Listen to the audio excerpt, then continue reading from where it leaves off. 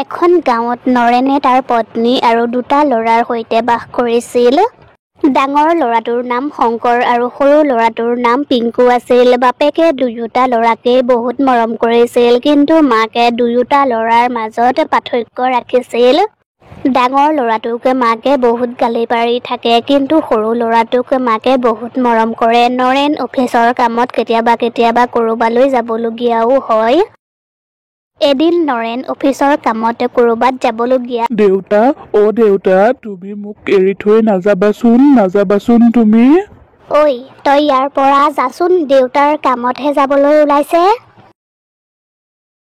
অ' কবিতা, তুমি তাক কিয় ইমান টানকৈ কোৱা? তুমি তাক ভালকৈ ক'ব নোৱাৰা জানো? আৰু এটা কথা, এইকেইদিন কিন্তু তুমি তাক মাৰপিট নকৰিবা আৰু দুয়োটা ল'ৰাৰে। পিছদিনা ৰাতিপুৱা দুয়োটা ল'ৰা স্কুললৈ যাবলৈ ওলাইছিল আৰু তেতিয়া শংকৰ, তই আজি স্কুললৈ যাব নালাগে, ঘৰত আজি বহুত কাম আছে, তই আজি মোক সহায় কৰি দিব লাগিব। মা, আজি মোৰ পৰীক্ষা আছে, আজি মই স্কুললৈ নগ'লে কালিলৈ মই স্কুল গ'লে বহুত গালি শুনিম। সেইবোৰ মই একো নাজানো, মোৰ লগত তৰ্ক নকৰিবি আৰু চুপচাপ কাম কৰিবলৈ লাগি যা। ঠিক আছে মা, তুমি যি কোৱা। তাৰ পাছত দুয়োজন খাবলৈ বহিল, কিন্তু মাকে পিংকুক লুচি আৰু ঘুগুনি দিলে, কিন্তু শংকৰক ৰাতিৰ ৰৈ যোৱা ৰুটি এখনহে দিলে। মা, দাদাকো লুচি আৰু ঘুগুনি দিয়া খাবলৈ। ই খাই খাই শকত হৈ গৈছে, লুচি ঘুগুনি খালে আৰু বেছি শকত হ'ব। মই তোক বাহিৰত বিচাৰি ফুৰিছো আৰু তই ইয়াত আৰাম কৰি আছহি। মা, মই এইমাত্ৰ আহিছোহে, মোৰ ভাগৰ লাগি গ'ল, সেইবাবে মই অকণমান আৰাম কৰিবলৈ আহিছিলো। হ'ব, তই এতিয়া বাহানা দেখুৱাই থাকিব নালাগে, যা কুঁৱাৰ পৰা পানী উঠাই আনগৈ। এতিয়া দেখোন আন্ধাৰ হ'বলৈ হ'ল মা। তাতেনো কি হ'ল, কোনেও নাখায়, যা, তোক ঘৰত পানী এটোপো নাই, খাদ্যও বনাব লাগে, যা সোনকালে পানী ভৰাই আনগৈ। কবিতায়ে শংকৰক কলহ এটা দিলে আৰু শংকৰে পানী আনিবলৈ গ'লে সি পানী ভৰাই আহি থাকোঁতেই তাৰ ভাগৰ লাগিল, সেইবাবে সি কলহটো থৈ এজোপা গছৰ তলতে আৰাম কৰিলে, কিন্তু তেতিয়াই তাৰ টোপনি আহি গ'ল। কিছু সময়ৰ পাছতেই ৰাতি হৈ গ'ল, কিন্তু এতিয়াও শংকৰৰ টোপনি ভগাইয়েই নাছিল। সি যিজোপা গছৰ তলত শুই আছিল, সেই গছজোপাৰ ওপৰত এজনী ভয়ানক চোৰেল থাকে। সেই চোৰেলজনীয়ে দিনত কাকো একো অশান্তি নকৰে, কিন্তু ৰাতি সেই গছজোপাৰ তলেদি যোন মানুহেই পাৰ হৈ যায়, সেই মানুহজনকেই ধৰি চোৰেলজনীয়ে খাই পেলায়। সেইদিনা ৰাতি চোৰেলজনীয়ে শংকৰক গছজোপাৰ তলত শুই থকা দেখিলে আৰু তেতিয়াই চোৰেলজনী তললৈ নামি আহিল। আজি মোৰ চিকাৰ নিজেই আহিছে দেখোন। চোৰেলজনীৰ মাত শুনি শংকৰৰ পতককে টোপনি ভাগি গ'ল। চোৰেল, কোন আছা? মোক বচোৱাহি। তোক বচাবলৈ ইয়ালৈ কোনো নাহে, মই এতিয়া তোক খাই মই মোৰ পেট ভৰাম।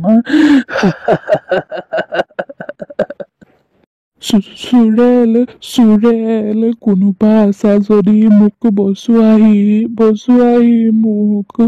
মোক একো নকৰিব, মোক নামাৰিব, মোক ঘৰলৈ যাবলৈ দিয়ক, মোৰ মৰিবলৈ মন নাই, মোক একো নকৰিব, মোক যাবলৈ দিয়ক,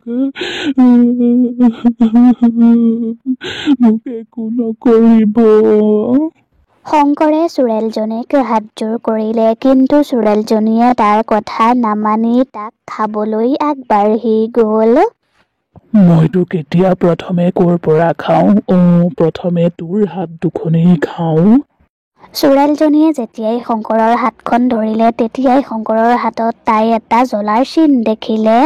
তোৰ হাতত এইটো কিহৰ চিন? মোৰ দেউতায়ে মোক কৈছিল, মই বোলে সৰু থাকোতে আমাৰ ঘৰত জুই লাগিছিল আৰু জুই লাগোতে বোলে মোৰ হাতখন জ্বলি গৈছিল, তাৰে চিন এয়া। তোৰ নামটো কি আৰু তোৰ দেউতাৰৰ নামটো কি? মোৰ নাম শংকৰ আৰু মোৰ দেউতাৰ নামটো নৰেন। তই তাৰমানে মোৰ ল'ৰা শংকৰ, মোৰ মৰমৰ ল'ৰাটো। এইবোৰ আপুনি কি কথা কৈছে? এজনী চোৰেল মোৰ মা কেনেকৈ হ'ব পাৰে? মোৰ মা ঘৰত আছে আৰু মোৰ মাৰ নামটো কবিতা। নহয় শংকৰ, তুমি মোৰ ল'ৰা। শুনা, মই তোমাক সকলোবোৰ কথা কওঁ। সেইদিনা দীপাৱলী আছিল আৰু মই ঘৰৰ চাৰিওফালে চাকি জ্বলাইছিলো আৰু দেউতায়ে দোকানৰ পৰা মিঠাই আনিবলৈ গৈছিল। সেইদিনা তুমি ভিতৰৰ বিচনাতে শুই আছিলা আৰু মই বাহিৰত চাকি জ্বলাবলৈ আহিছিলো। তেতিয়াই মই দেখিলো ভিতৰৰ পৰা ধোঁৱা ওলাইছে আৰু তেতিয়াই মই ভিতৰলৈ গৈ দেখিলো চাৰিওফালে জুই জ্বলি আছে আৰু মই একো ভাবি চিন্তি নাচাই তোমাক বচাবলৈ গলো। কিন্তু তেতিয়াই মোৰ শাৰীখনত জুই লাগি গ'ল। তেতিয়া তুমি দুবছৰীয়া আছিলা, বাহিৰত বহুত মানুহৰ ভিৰ লাগি আছিল। তেতিয়াই মই তোমাক কাৰোবাৰ হাতত দি দিলো, কিন্তু মোৰ গোটেই শৰীৰটো জ্বলি গ'ল। মানুহে মোৰ গাত পানী ঢালিছিল যদিও মই বাচিব নোৱাৰিলো আৰু মই তাতেই মৰি থাকিলো। তোমাৰ হাতৰ চিনটো সেই তেতিয়াৰেই। তেতিয়াহ'লে ঘৰত থকা গৰাকী কোন হয়? মই মৰাৰ পাছত দেউতায়ে তোমাৰ চোৱা চিতাৰ বাবে তেওঁক বিয়া কৰালে। কিন্তু তেওঁ দেখোন বহুত বেয়া, তেওঁ মোৰ খেয়াল নাৰাখেই আৰু তেওঁ মোক মৰমো নকৰে, মোক বহুত গালি পাৰি থাকে। আনকি মোক একো খাবলৈও নিদিয়ে আৰু দিনৰে দিনটো মোক বহুত কাম কৰোৱাই। তাইৰ ইমান সাহস মোৰ ল'ৰাটোক এনেকুৱা কৰিবলৈ। ব'ল ঘৰলৈ, তাইক এসেকা দি আছো। ৰাহুলে পানীৰ কলহটো লৈ চোৰেলজনীৰ সৈতে ঘৰলৈ আহিল। মা, অ' মা, দুৱাৰখন খোলাচোন, খোলা। ইমান ৰাতি হ'ল, তই ইমান দেৰি ক'ত আছিলি?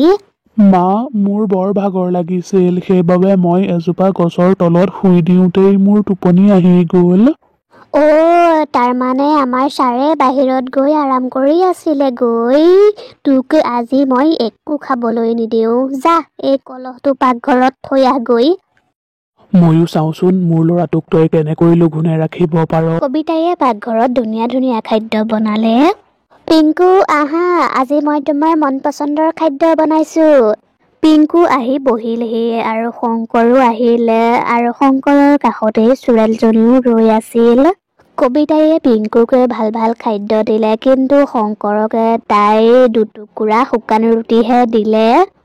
সেই সকলোবোৰ দেখি চোৰেলজনীৰ বহুত খং উঠিল আৰু তেতিয়াই তাইৰ যাদুৰ শক্তিৰে পিংকুৰ থালখনৰ গোটেইবোৰ খাদ্য শংকৰৰ থালখনলৈ লৈ আনিলে আৰু সেইবোৰ দেখি কবিতায়ে থতমত খাই গ'ল।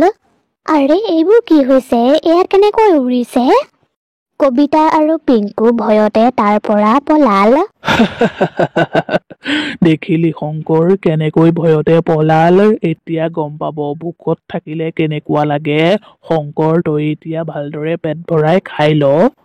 চোৰেলজনীয়ে নিজেই শংকৰক খুৱাই দিলে আৰু বহুত দিনৰ মূৰত শংকৰে পেট ভৰাই খাদ্য খালে। খাদ্য খোৱাৰ পাছতেই তাৰ টোপনি ধৰিলে আৰু তেতিয়াই চোৰেলজনীয়ে তাৰ বাবে এখন বিচনা আনিলে আৰু শংকৰ শুই গ'ল।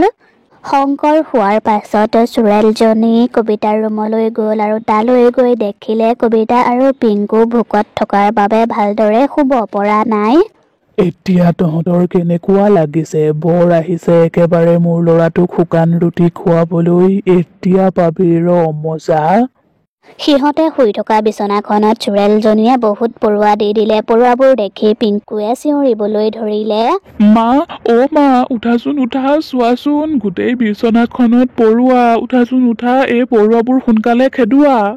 পৰুৱাবোৰৰ বাবে গোটেই ৰাতিটো পিংকু আৰু কবিতা শুবয়ে নোৱাৰিলে আৰু খজুৱাওতেই ৰাতিপুৱায়েই হৈ গ'ল।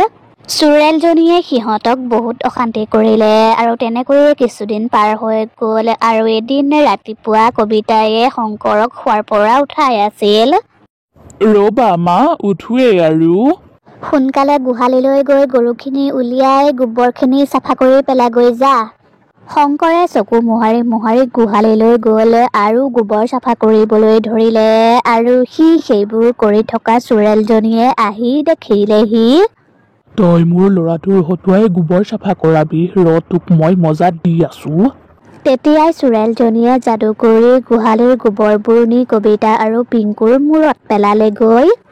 মা, কিবা এটা কৰা, চোৱাচোন কি হৈছে এইবোৰ, কিবা এটা কৰা সোনকালে। আচলতে এইবোৰ আমাৰ লগত কি হৈ আছে মই একো বুজি পোৱা নাই। তেতিয়াই চোৰেলজনী আহি কবিতা আৰু পিংকুৰ সন্মুখত ৰলহি। চোৰেলজনীক দেখি সিহঁতে বহুত ভয় খালে। চুৰেল চুৰেল বচোৱা আমাক। তই মোক চিনি পাইছ জানো? মই শংকৰৰ মাক। তই মোৰ ল'ৰাটোক বহুত অশান্তি কৰিলি, এতিয়া মই তোৰ ল'ৰাটোক অশান্তি কৰিম, তেতিয়াহে তই বুজিবি বেলেগক অশান্তি কৰিলে কেনেকুৱা লাগে। মোৰ ভুল হৈ গ'ল, এইবাৰৰ বাবে আপুনি মোক ক্ষমা কৰি দিয়ক। মই মোৰ ভুলটো উপলব্ধি কৰিব পাৰিছো। মই আৰু আগলৈ এনেকুৱা ভুল কেতিয়াও নকৰোঁ। এতিয়াৰে পৰা মই শংকৰ আৰু পিংকুক সমানেই মৰম কৰিম। কবিতায়ে তাইৰ ভুলবোৰ বুজি পালে আৰু চুৰেলজনীয়েও তাইক শেষবাৰৰ বাবে এটা সুযোগ দিলে। এতিয়াৰে পৰা যদি তই মোৰ ল'ৰাটোক কেনেবাকৈ কিবা অশান্তি কৰ, তেতিয়া কিন্তু মই তোক মাৰি পেলাম। চুৰেলজনী তাৰ পৰা গুচি গ'ল আৰু তেতিয়াৰ পৰাই কবিতায়ে শংকৰ আৰু পিংকুক সমানেই মৰম কৰিবলৈ ল'লে আৰু সিহঁতৰ পৰিয়ালটো সুখে শান্তিৰে থাকিবলৈ ল'লে।